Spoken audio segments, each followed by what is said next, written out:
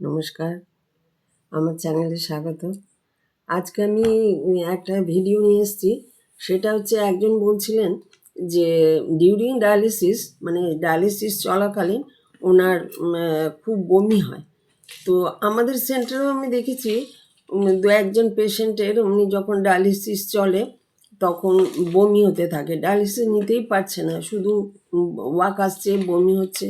তো তখন আমি টেকনিশিয়ানকে বা যে ডক্টর যখন নেফ্রোলজিস্ট এসছেন রাউন্ডে ওনাকে বলতে শুনেছি। আমি কিন্তু যেটা বলতে শুনেছি সেটার উপরেই আপনাদেরকে বলছি যে ওনারা বলছিলেন যে যদি হিমোগ্লোবিন কম থাকে, মানে মনে করুন আপনার 6 নেমে গেছে, 5 নেমে গেছে হিমোগ্লোবিন, তখন বা যদি পটাশিয়াম খুব বেশি থাকে তাহলে কিন্তু ওই বমি বমি ভাবটা আসতে থাকে, ডায়ালিসিস নিতে পারে না। সেই জন্য সবসময় মাসে একবার অবশ্যই ব্লাড টেস্ট করানো উচিত।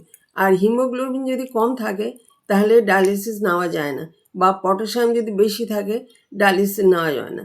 সেই জন্য কী করতে হবে, আপনাকে হিমোগ্লোবিনটা মেনটেন করতে হবে আর পটাশিয়ামটা রেঞ্জের মধ্যে থাকতে হবে। ঠিক আছে, আশা করি বোঝাতে পেরেছি।